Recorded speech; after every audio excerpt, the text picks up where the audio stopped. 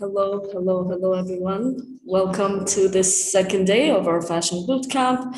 We would like to start by apologizing. We had a few technical mishaps, but you know how it goes. The Zoom life is like that. So yes, it was a privilege to be here today. We learned quite a few things, and I guess we're going to have a similar kind of day today, and it's structured with a few keynote addresses. And then eventually we'll also have 20 minutes for you all to be able to ask your questions. And at the end of the day, we'll have a very interesting panel and we'll get into that.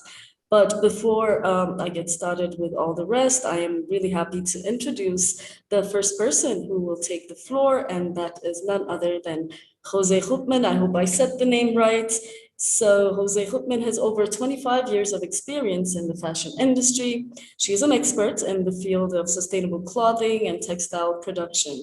She advises and trains brands and producers on how they have to set up or try to expand their business, and also how they can make their production more sustainable in a practical manner. So she will take a closer look on the issues and in terms of what helps companies thrive.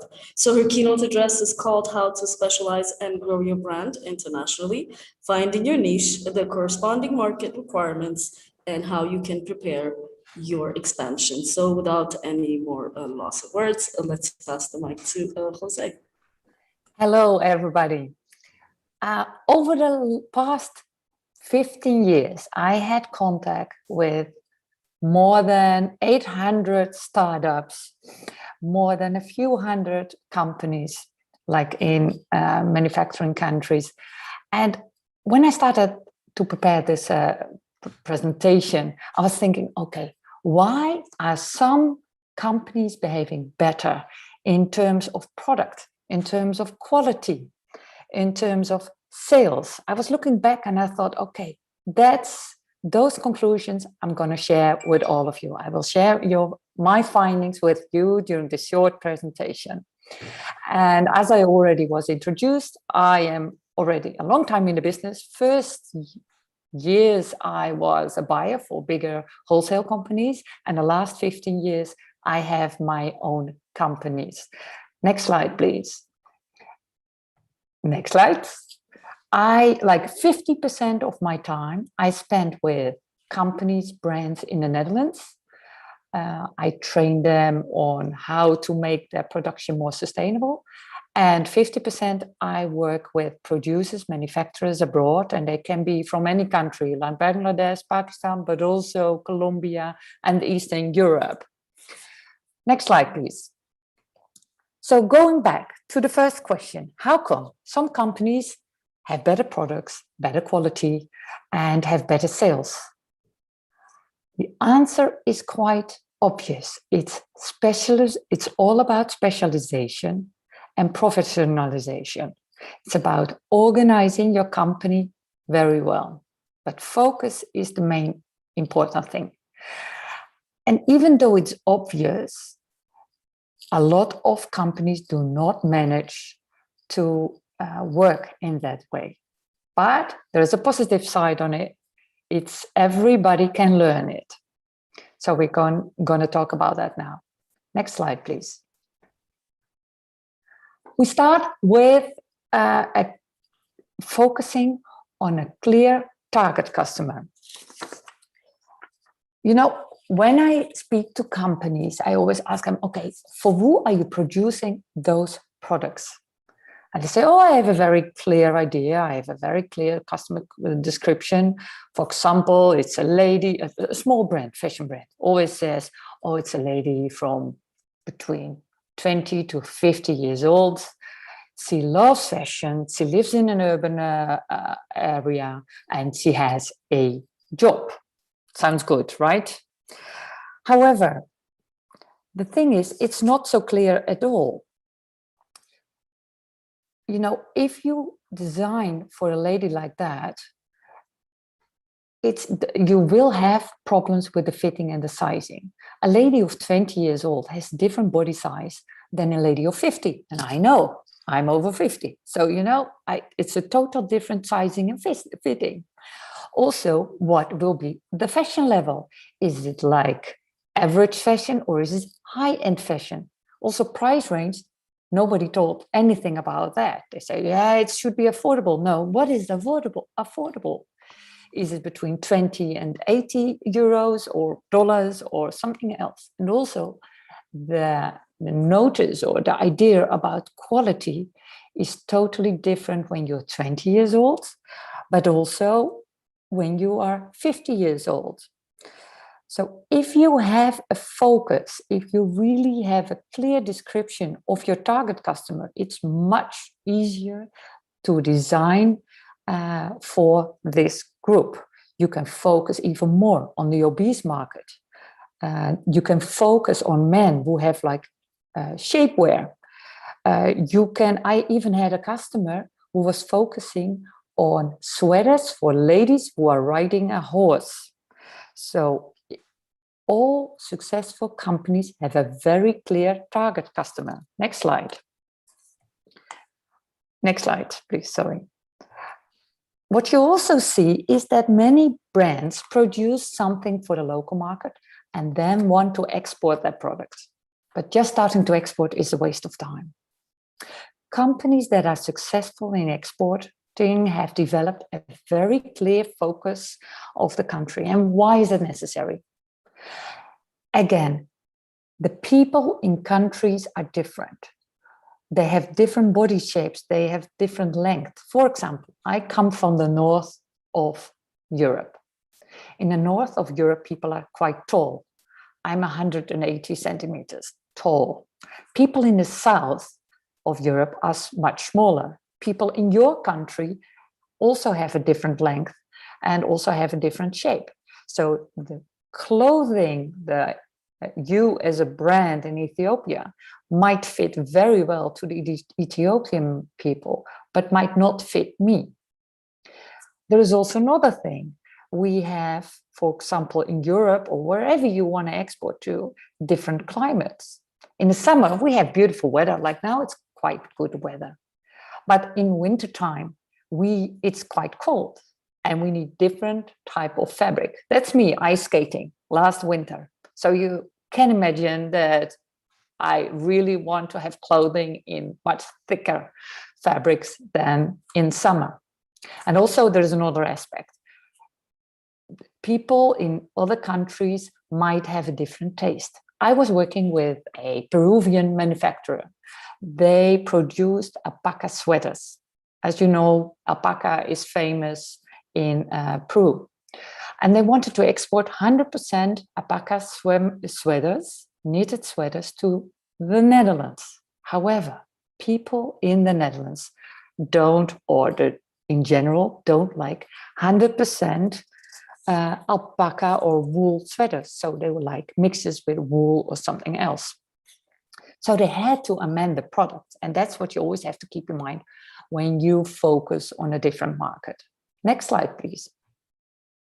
So it's important to have a clear target customer, a clear target market, but also a very good focus on your product. I've looked at a number of brands in Ethiopia. Some of them have beautiful collections. I only searched it online, but I could see some of them have beautiful collections. However, what a lot of companies miss is a real DNA. Why is your product special? You always have to think about it, whether you're a manufacturer or a brand. You always have to think, why is my product more special than somebody else? For example, when I look at leather products from Ethiopia, why would I buy my leather products as a consumer or maybe a buyer from Ethiopia and not from Pakistan or India? Because they have beautiful quality leather products in those countries. And you have to think about it. Why is it? Companies that are successful have a very clear DNA. And of course, it will be very difficult to stand out.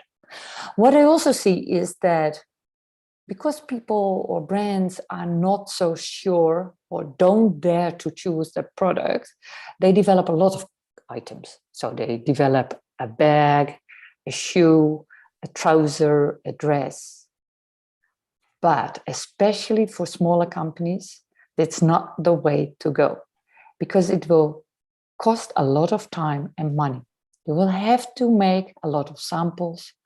You will have to use different fabrics, and you need a lot of technical skills, because each product requires different technical knowledge. And on top of it all, if you have so many different products, probably you will also face a lot of problems in production. So companies that have a very clear focus often have fewer costs and fewer problems and make more profit. Next slide, please. Here's a tool to help you focusing. This is the pyramid. And this helps you to reduce your collection even to 10 items, 5 items, or if you want 100 items. But look at the ratios in this pyramid. 60% of your collection should be your core collection. 30%, so that's what actually everybody buys. 30% should be more fashionable, with new fashion colors and so on. People are attracted by it, but probably they buy your core item. And 10%, can be 1 out of the 10 items, should be your window stopper. It should be your unique item. Everybody wants to use that the picture of that item in the magazines and so on and so on. And it attracts people to your web shop or to your company, but in the end, they will buy your core products. And you can use the same pyramid when you choose prices, materials, colors, and so on. Next slide, please. Another key to success are clear procedures. I had a lot of customers, especially startups or smaller brands, and often the owner is a designer. I also have other customers, and the owners are more like marketing business people. And I have to tell you that the people that are the business people often succeed better with a company or brand than the people with a designer background. And why is that? It is because the people with the commercial background, they focus on a product, but not 100%. Not only, I have to say. They love organizing their organization. They love installing procedures and focus on profit. And that's the difference. When I walk into a workplace, like a company, I see immediately whether that company will be able to produce products of high quality. And how come? I can see whether there are procedures in place. You know, even if you have highly motivated people in your factory, that does not guarantee quality. Companies that have better quality products have usually standardized size specifications, drawing, order forms, costing sheets, invoicing, communication, and follow up in place. And because of that, they have fewer problems. Small businesses often think this does not apply to them. They think we are very flexible, we can do everything, but it is of utmost importance that you install immediately when you set up your business clear procedures that makes you able to scale up when you get big orders immediately without having all those problems. Next sheet, please. An example of one of those procedures is a fabric library. Everybody can start with that. Each time you as a company, as a brand or a manufacturer receives material, it can be fabric or leather or something else, you should do your own tests. Of course, your producer or the supplier maybe supplies you a test, but never trust it 100%. Always do your own test. So you test on fastness to light or wet rubbing or something else. And why are you doing that? Because then you find out whether there will be a problem with this fabric or material after the good will be finished. Because maybe the shrinkage is too high or whatever. You have to find out before you start producing your item. Otherwise, you will lose a lot of money. Next slide, please. This is what I was talking earlier about. Have standardized style sheets, size specs, and so on. Look at the top drawing above the size spec on the right corner. It looks right? It has everything there, the information, the centimeters, and so on. However, for me, as a professional buyer, I don't think this is a real good size spec. I prefer the one below. And why is that? The top one looks good, but it doesn't indicate, for example, is it size S or is it size L? I can't see whether changes have been made. Well, if you use a standardized size spec for each item, it's very easy to check the finished product, whether it's rightly made, and also when you want to amend some stuff, you can easily add it and grade it for each size, highlight it, and also amend the version. So everybody in the factory knows whether they have the latest version of your size spec or whether it's one of the first, the wrong one. Next slide, please. What often goes wrong is the pricing of an item. Price is often calculated by the owner of the company, and it's done by guesswork or experience. Successful companies have a set system for calculating their price. Because if you don't calculate the real fabric usage, the real number of minutes for sewing, all the accessories and packaging and everything, you cannot really calculate the cost of your product and also not calculate the right profit margin.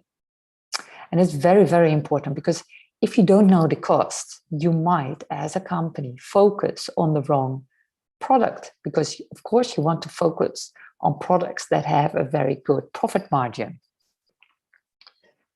And you don't need an expensive calculation system or something. Just use Excel. You can use sheets like this. Next slide, please. Am I still in time, Beatrice, or somebody else? Is it still right? I hope so. Yes, everything is fine. Okay. How many minutes do I have? Just go ahead. Okay, no problem.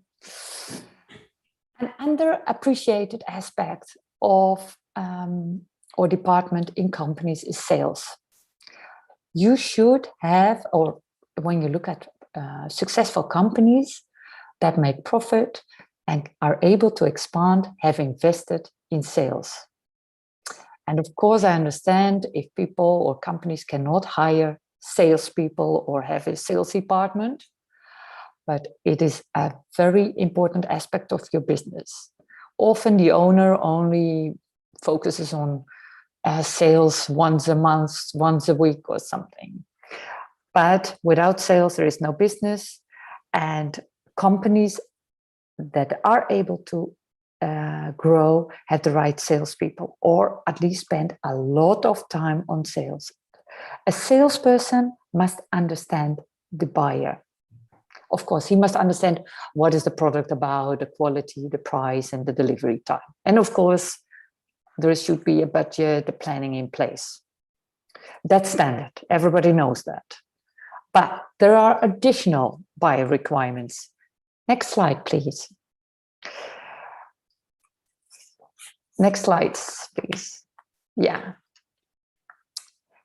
The thing is, if you want to export, you should know what your buyer wants. Right now, if you want to export to Europe or other parts of the world, the end consumer and buyers want to know something about sustainability. That's a huge topic at the moment. So as a salesperson, you have to have the right story. So you have to be transparent about who are your fabric suppliers, how do you deal with pollution, how do you who are your other suppliers, how do you trace their raw materials. I've seen companies on the web from Ethiopia, they claim they use organic cotton. But when I search on their website, I can see they have no certification at all. So how can I trust this company that they are really using organic cotton, for example? So as a salesman, you have to have your story right, and it should be true. Next slide, please. Because you can only make an impression one time. If they find out that you're not honest, of course, customers will leave.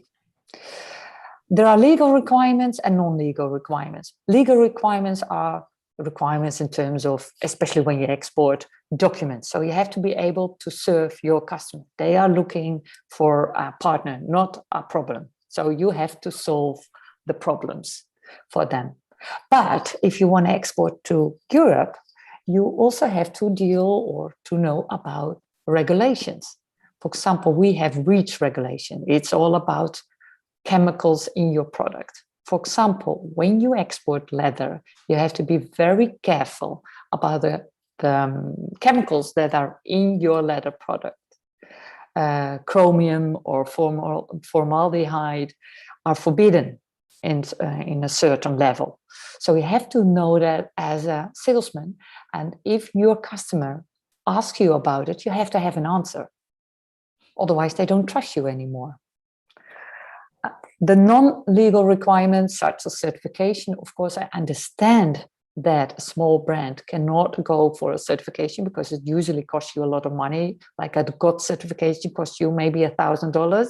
So I understand it, but your story should be true. You have to be transparent about where your fabric or your material or organic cotton is coming from.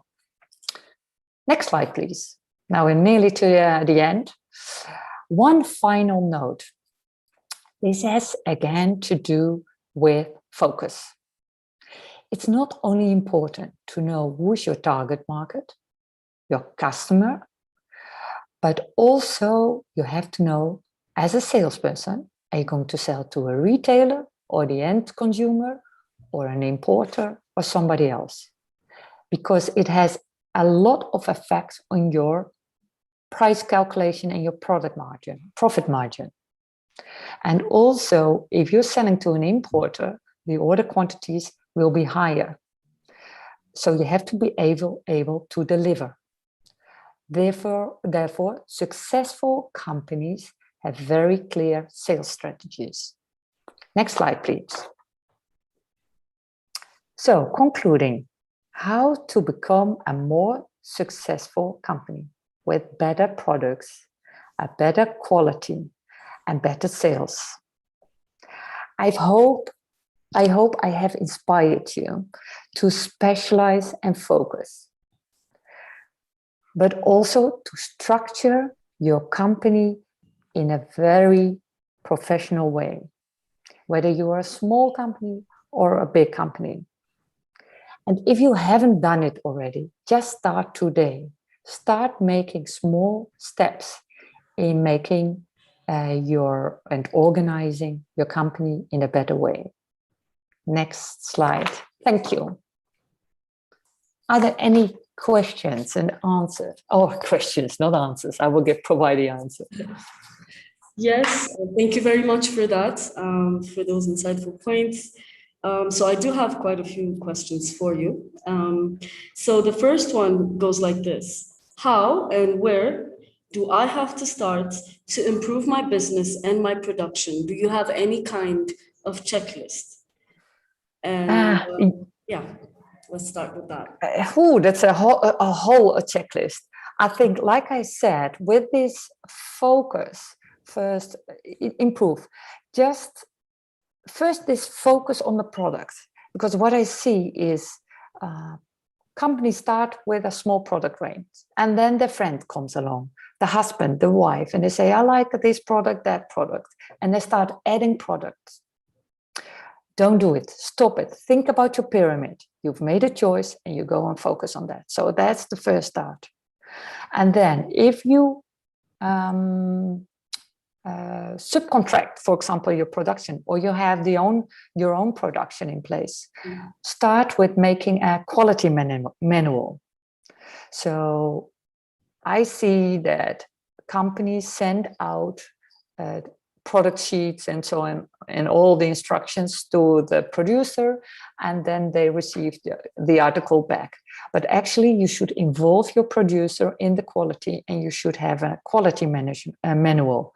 You have to have checkpoints, measuring certain points of your product, checking threads and all that, and you have to write down what you need to check. Okay, the top of your shirt, maybe the thread, write it down, and it needs to be like a checklist which people have to check before they can deliver the products to you, and always approve yourself, of course.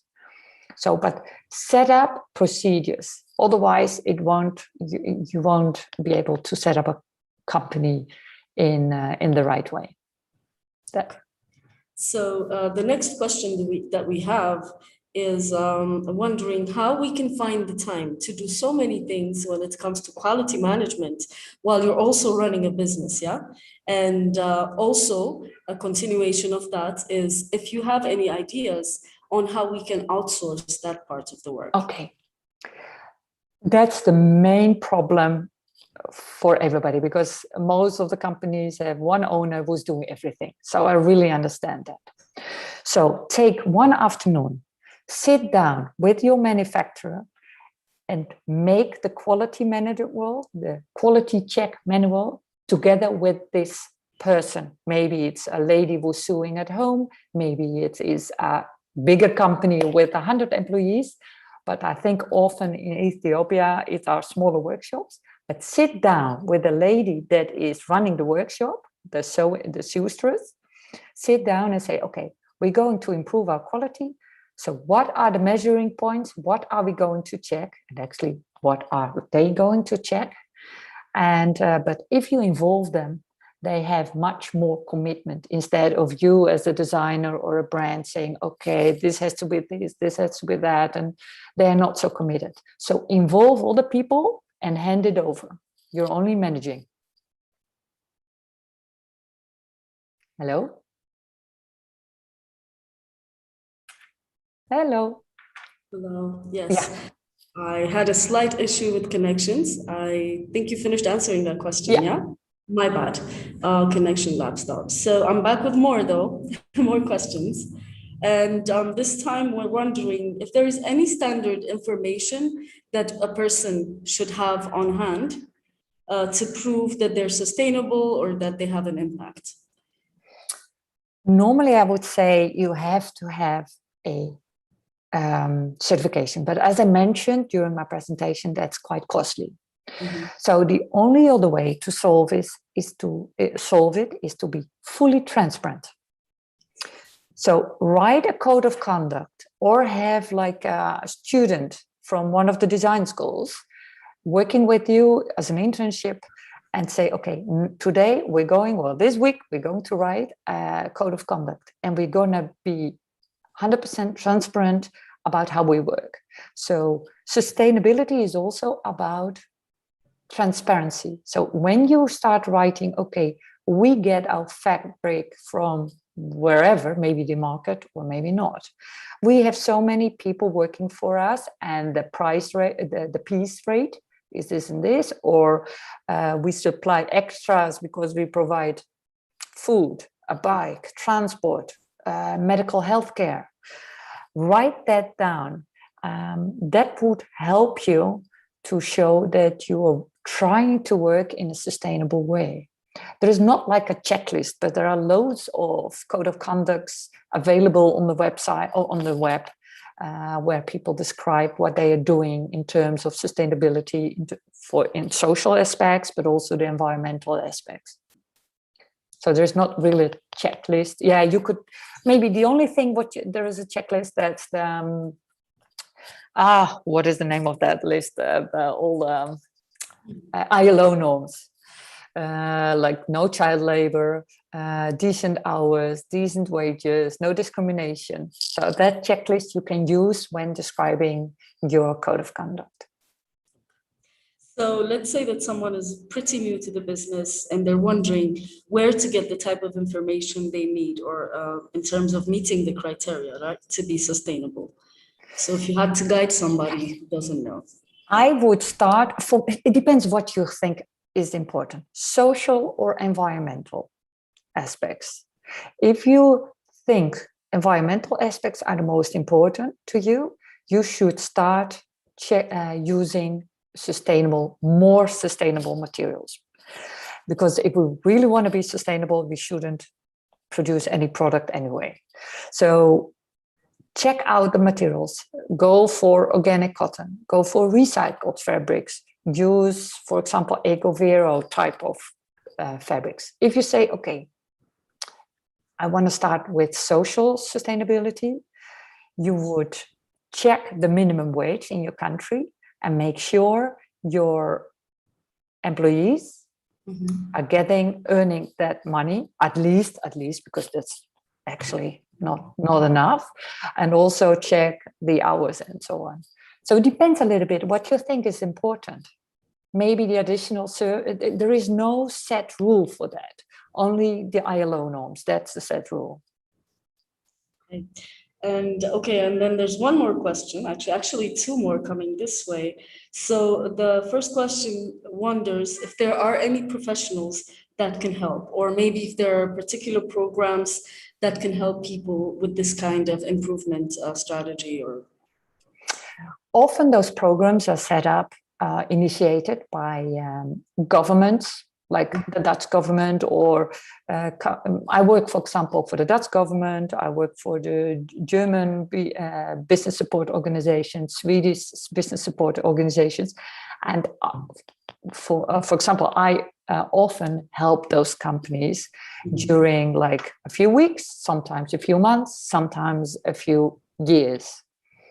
But of course, that's very costly for a small company, and that's why those smaller companies always take part in those governmental programs, and then they get assistance from people like me. And what I do, I analyze the company, I see where their hurdles are, what the biggest problems are, and I try to help them in any way. And there are many people like me, of course. Okay. So one last question to throw your way. Do you think that, in your experience at least, improvement of quality equals more costs? No, less costs. Because, as I told you during the presentation, your quality usually increases or improves when you have very good procedures. And procedures help you to avoid making mistakes, because mistakes in textiles always cost money. So it's not costly at all. Not at all. That's but it's not too much, I guess. I think that sums up pretty much all the questions that we had. So I really would like at this point, if there aren't any more questions, checking, to say thank you very much, and thank you for the insights. I hope that everybody has taken notes, because to understand the value that comes with professionalizing your work, and to understand that the most tiny procedures are the ones that actually make a big impact on making your brand stand out, is quite essential. So thank you very much, José. Okay, you're welcome. Thank you for that. Okay. So to the rest of our people, I guess that we will have to log out like we did yesterday. If we have any new guests, this is how we proceed. We will be logging in with the links that we have sent you for the following address that will try to dwell on the perfect marketing strategy, and Maud Rasha will be the one who will give us the keynote address. So catch you in a bit. Stay with us.